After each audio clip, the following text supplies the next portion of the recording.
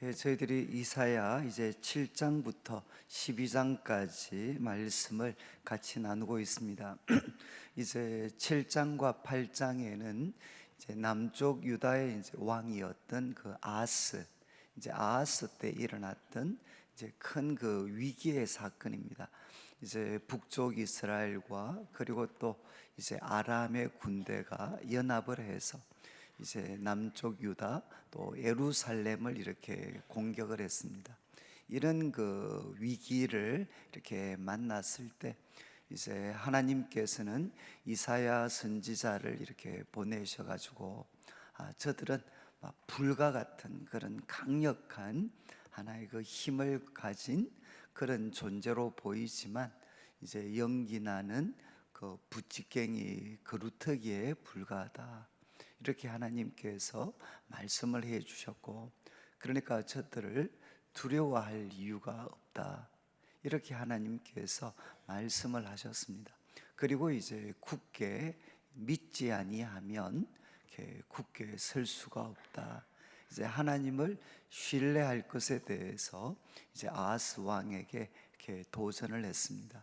그런데 이제 아하스 왕은 하나님의 이 말씀을 이렇게 거부하고 이미 그 마음에는 계획을 세워 두었습니다.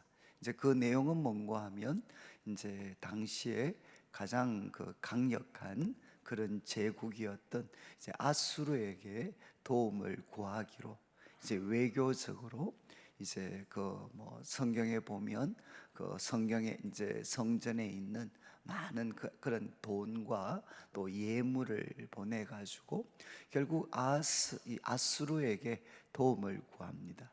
이제 이 선택을 아하스가 하게 됩니다.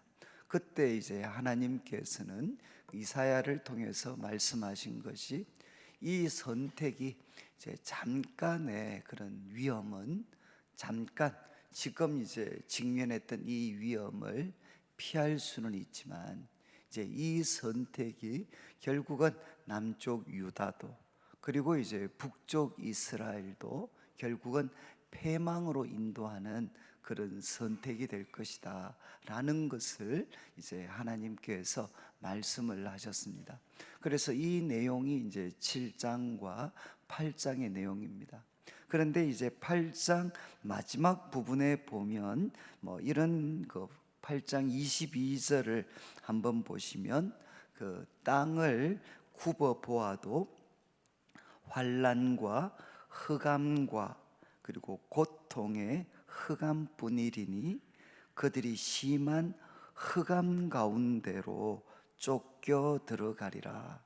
그러니까 바로 이제 위에 나오는 그 8장 22절 말씀을 보면 이제 어떤 이제 대상, 어떤 사람들이 땅을 굽어 보아도 환난과 그리고 흑암과 고통의 흑암뿐일 것이다. 그래서 이제 이스라엘 백성들 중에 이제 한 무리의 사람들이 환난, 땅을 이렇게 굽어 볼 때 이제 환난과 그리고 흑암은 캄캄함입니다. 캄캄함, 흑암과 그리고 또 고통의 흑암뿐이다. 고통의 흑암뿐이리니 그들이 심한 흑암 가운데로 쫓겨 들어갈 것이다. 그래서 무려 한 구절에 흑암이라는 이 어둠이죠, 어둠. 흑암이라는 표현이 이렇게 3번이나 이제 등장을 하게 됩니다. 그리고 이제 9장 1절, 오늘 우리가 읽는 이 9장 1절 말씀에는 갑자기 이제 놀라운 반전이 일어나게 됩니다. 그러니까 1절 말씀에는 전에 고통받던 자들에게는 흑암이 없을 것이다. 그리고 옛적에는 여호와께서 서불론 땅과 납달리 땅이 멸시를 당하게 하셨더니, 이제 여호와께서 서불론 땅과 납달리 땅이 멸시를 당하게 하셨는데, 이제 후에는 해변길과 요단 저편 이방의 갈릴리, 여기 이제 해변길 요단 저편 이방의 갈릴리는 뭐 스불론 땅과 납달리 땅, 이것을 뭐 이렇게 지칭하는 거다라고 이해를 하셔도 되겠습니다. 그래서 이 땅을 영화롭게 하셨다는 겁니다. 그러니까 이제 스불론, 납달리 그리고 갈릴리, 이곳을 하나님이 영화롭게 하셨는데, 이 땅은 어떤 땅인고 하면 전에 고통받던 자들이다. 그리고 그들은 큰 흑암 가운데 있었던 그런 땅이고, 그리고 이제 과거에는 멸시를 당했던 그런 땅이었는데, 이제 이 땅을 하나님께서 영화롭게 하고 더 이상 고통이 없게 할 것이다. 그리고 이제 2절 말씀에 흑암에 행하던 백성, 흑암에 행하던 백성이 큰 빛을 보게 될 것이다. 그러니까 이 캄캄함에 걸어가던 백성이 큰 빛을 볼 것이고, 그리고 사망의 그늘진 땅, 그러니까 사망의 그 어둠이죠. 사망의 그림자, 그 사망의 그림자가 깃들어져 있는 그 땅, 그 땅에 거주하던 사람들에게 빛이 비칠 것이다. 이렇게 하나님께서 선지자를 통해 말씀을 하십니다. 그러니까 지금 1절과 2절에 나와 있는 표현, 그러니까 고통, 그리고 또 흑암, 그리고 2절에 나오는 흑암에 행하던 백성, 그리고 사망의 그늘진 땅에 거주하던 자, 이것은 이제 바로 이미 읽었던 그 9장 8장 22절에 이렇게 다 나타났던 표현입니다. 그러니까 흑암과 그리고 또 고통, 그 속에 사람들이 쫓겨 들어갈 것이다. 제가 이렇게 좀 말씀을 드린 것은, 이제 오늘 우리가 그 살피는 이 9장에는 이제 흑암에 행하는 사람, 그리고 또 사망의 그늘진 땅에 사는 사람, 바로 이들에게 하나님께서 큰 빛을 허락할 것이다 라고 약속을 하고 있습니다. 그리고 이제 스불론 땅, 납달리 땅, 그리고 또 갈릴리라는 지역이 여기에 언급이 되어져 있습니다.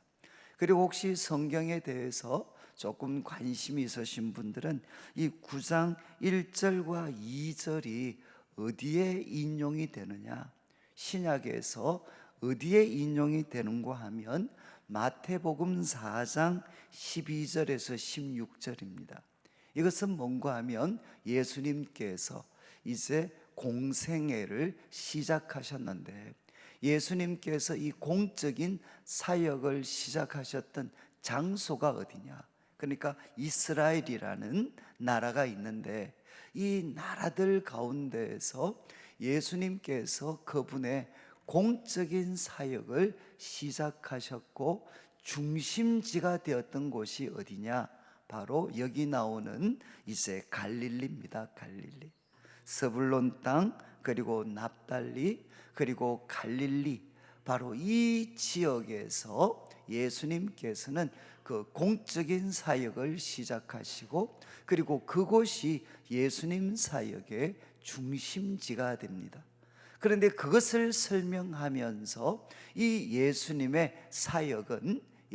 이 사역은 구약에 나와 있는 이 말씀, 지금 이사야 9장에 기록되어 있는 이 말씀을 이루려 합니다 라고 거기에 이제 표현이 되어져 있습니다. 저는 이제 여기 스불론 땅, 납달리 땅은 어떤 땅인가 하면, 나중에 여러분들이 이제 열왕기하 15장 29절, 열왕기하 15장 29절을 읽어보시면, 이제 지금 오늘 우리 7장 8장의 말씀을 통해서 보면, 아하스가 이제 북쪽 이스라엘 그리고 아람 군대가 연합했을 때 그는 아수르에게 도움을 구합니다. 아수르에게 도움을 구했는데, 아수르가 이제 그 부탁을 받아들여서 아람을 멸망을 시킵니다. 아람을 멸망시키고 그리고 북쪽 이스라엘도 공격을 합니다. 북쪽 이스라엘도 공격을 해서 그때 짓밟혔던, 그때 아수르에게 짓밟혔던 북쪽 이스라엘 땅이 어딘고 하면 스불론 땅, 납달리 땅, 그리고 갈릴리 지역입니다.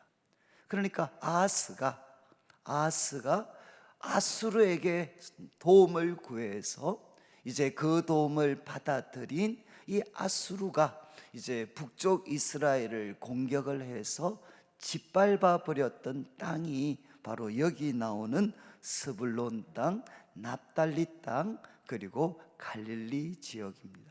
그래서 이곳은 사실은 이곳에 사는 사람들은 어쩌면 자신들이 그렇게 큰 잘못을 범하지 않았을 수도 있습니다. 그런데 갈릴리, 납달리, 그리고 또 스불론 땅이 짓밟히게 된 것은 직접적인 이유는 무엇이죠? 직접적인 이유는 무엇이냐?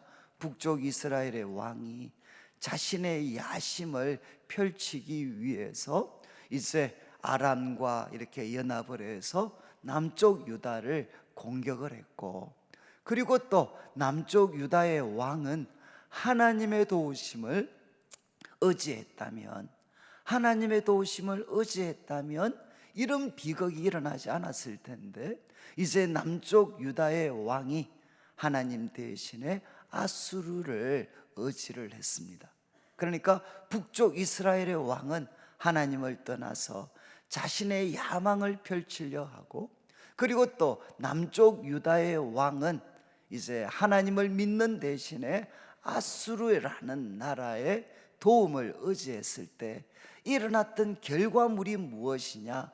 먼저 고통당하고 먼저 짓밟힌 사람들이 나타났는데, 그 사람들이 누군가 하면 여기 나오는 스불론, 납달리, 그리고 갈릴리 지역의 사람들이라는 거죠.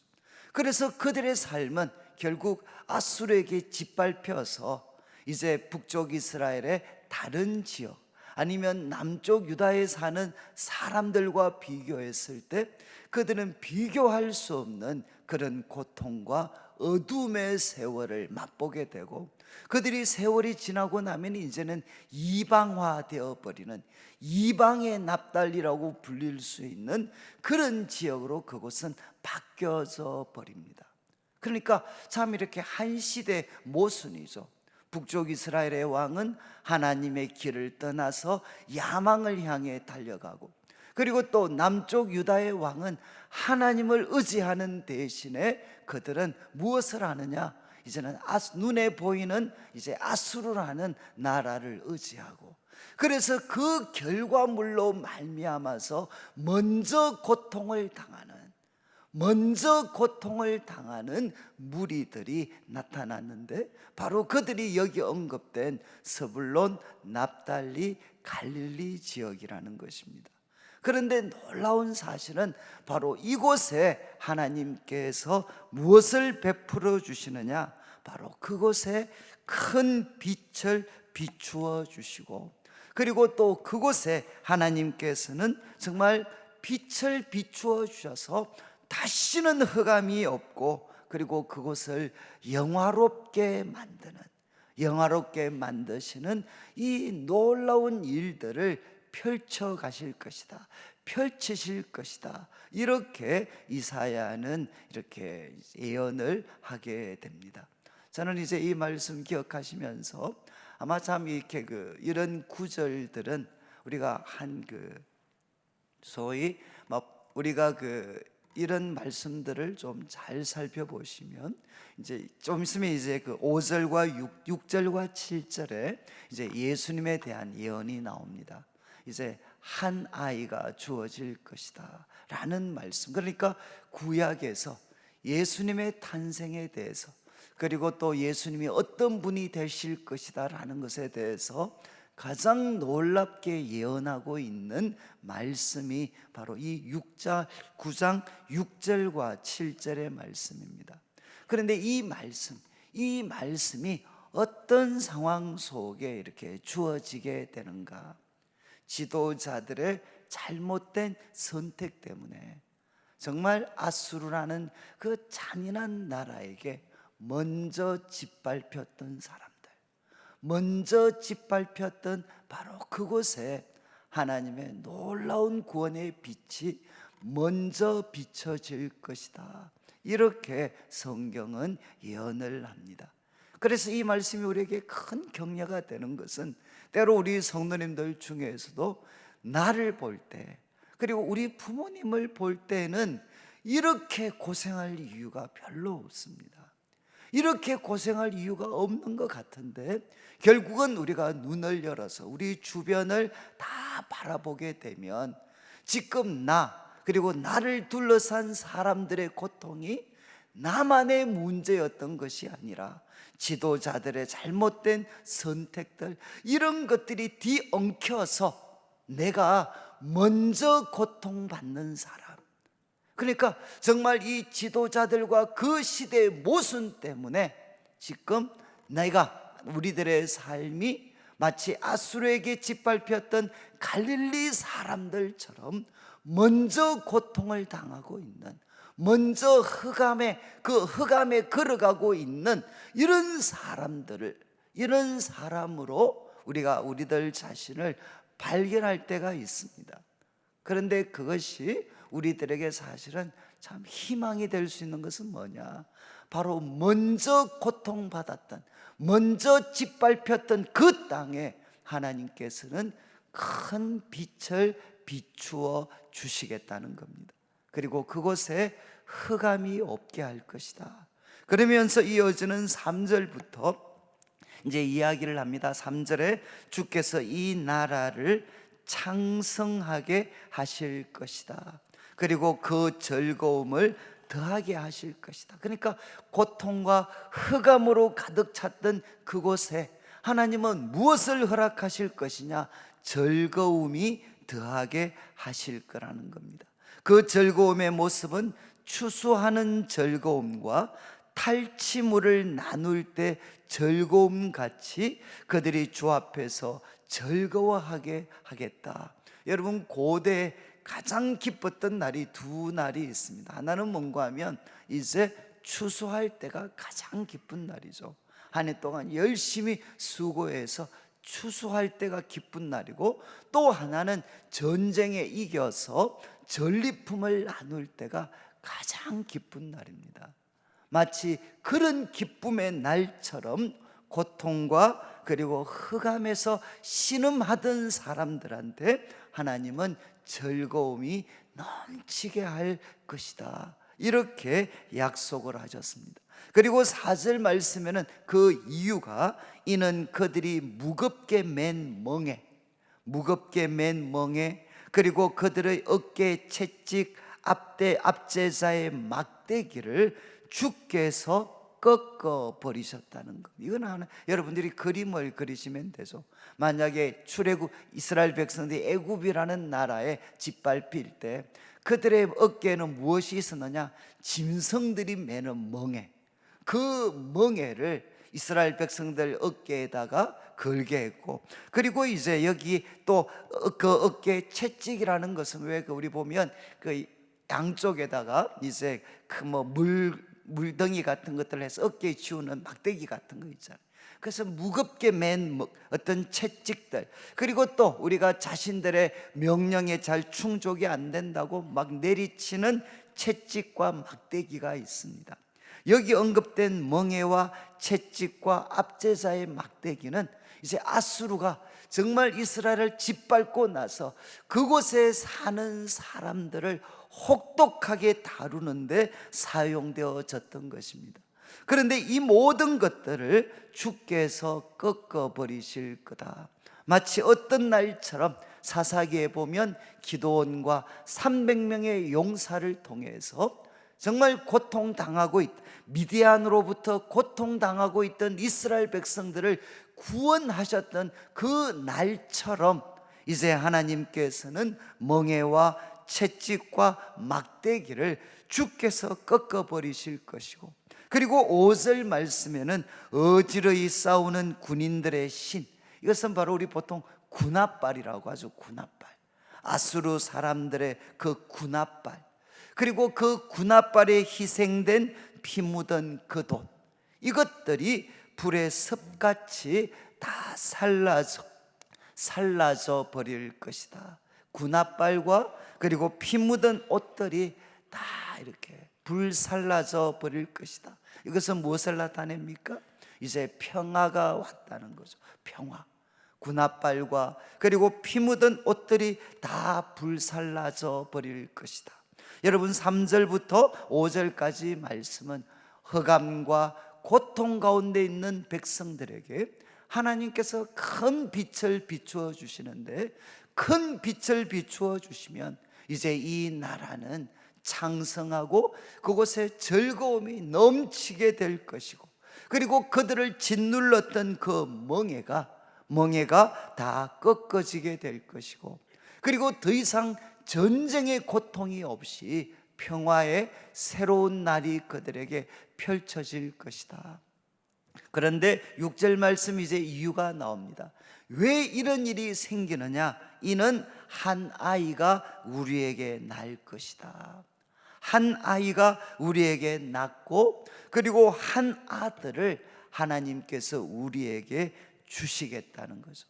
한 아기가 우리에게 낳고 한 아들을 우리에게 주셨는데, 이제 그 어깨에는 정사를 메었다. 이 대부분 영어 번역 보면 government, 정말 그 어깨에는 정부를 메었다는 겁니다. 한 나라를 메었다. 그 어깨에는 한 나라를 메었고, 이제 그분의 이름은 무엇이냐?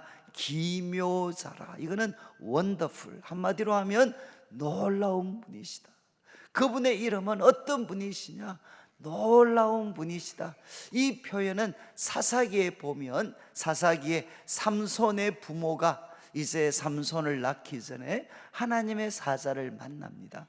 그리고 그 사자에게 묻습니다. 하나님의 이름이 무엇이냐? 이렇게 물었을 때 그가 답변합니다. 그분은 기묘시다. 기묘. 그분은 놀라운 분이시다. 그러니까 이것은 무엇이냐?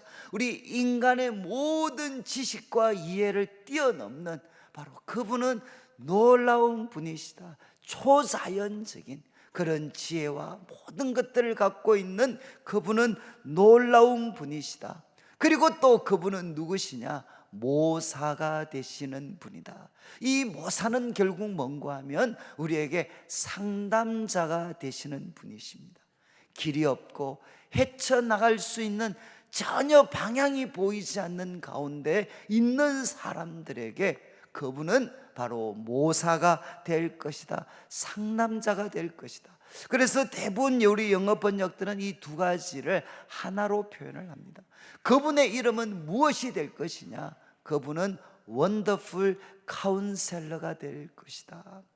그분은 기묘라, 모사라. 그리고 또 그분은 누구신가 하면 전능하신 하나님이시다. 그분에게는 초자연적인 지혜가 있으실 뿐만 아니라 그분에게는 능력, 바로 올마이티, 전능하신 능력을 갖고 계신 분이시다. 그리고 그분은 영존하시는, 한순간만 아니라 영존하시는 아버지다. 우리를 향해서 아버지의 사랑을 가지고 영원히 우리를 책임져 주시는 분이시고, 마침내 그분은 우리에게 평화를 주시는, 평강을 주시는 왕이 될 것이다. 이 한 아이가 너희에게 주어질 것이라는 겁니다. 이 아기를 통해서 이제 7절 말씀, 그 정사와 평강의 더함이 무궁할 것이고, 그분은 다윗의 왕자에 앉으셔서 그 나라에 군림하면서 그 나라를 이제 정의와 공의로 영원히 보존하실 것이다. 이렇게 하나님께서 말씀을 하십니다. 여러분, 이제 흑암의 전에 고통하던 사람들, 고통받던 사람들, 그리고 사망의 그늘을 살아가는 사람들, 바로 그들에게 하나님께서는 큰 빛이 비춰질 것을 약속을 하셨습니다.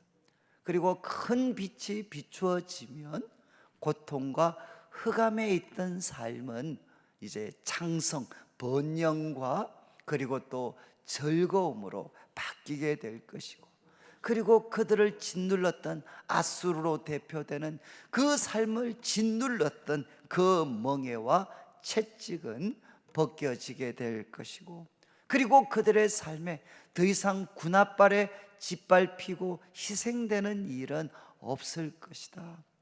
이유는 바로 한 아기가 너희들에게 주어질 때, 한 아기가 너희들에게 주어질 때 바로 이런 놀라운 구원이 이루어질 것이고, 그리고 7절 제일 마지막을 보시면 이런 표현이 있습니다. 만군의 여호와의 열심이, 만군의 여호와의 열심이 이를 이룰 것이다.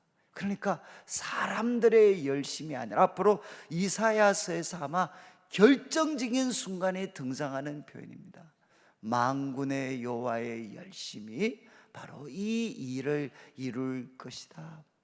저는 이제 이 말씀을 우리가 좀 마무리를 하면서, 여러분 이제 이 말씀이 주어진 이후로 이제 이스라엘 백성들은 아마 고통에 빠졌을 때, 아마 새로운 왕들이 이렇게 일어날 때마다 혹시 저 왕이 하나님이 우리에게 약속하신 그 아기가 아닌가.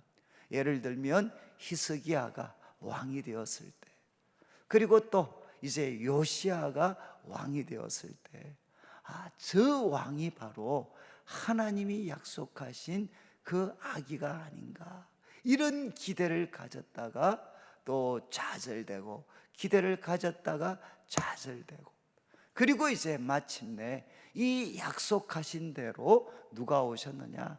바로 예수님께서 오셨습니다. 그리고 예수님께서 말씀드린 것처럼 그분의 공적인 사역을 시작하실 때, 전에 고통받았던 이 갈릴리 지역에서 사역하시면서 약속하신 대로 하나님의 큰 빛을 어둠에 빠졌던, 먼저 고통당했던 자들에게 우리 하나님께서는 예수님을 통해 구원의 큰 빛을 비추어 주셨습니다. 그리고 그 예수님은 이 말씀을 통하여 볼 때, 우리 예수님은 누구시죠? 아무리 우리들의 삶이, 그리고 우리들의 지난 날을 돌아볼 때 우리들의 삶이 전에 고통받던 자들이고, 그리고 그 결과 흑암에 빠져있는, 정말 캄캄함에 빠져있는 상황이라 할지라도 우리 예수님은 누구시냐? 그곳에 큰 빛을 비추셔서 더 이상 어둠이 없게 하시는 분이 바로 예수님이십니다. 그래서 여러분들이 정말 예수님을 의지할 때 어떤 일이 일어나느냐? 오늘 말씀에 나와 있는 것처럼 우리가 예수님을 의지할 때 고통과 그리고 흑암으로 가득 찼던 삶에 하나님께서는 창승함을 허락하시고, 그리고 하나님께서는 우리에게 무엇을 주시느냐? 참된 기쁨과 즐거움을 허락해 주십니다.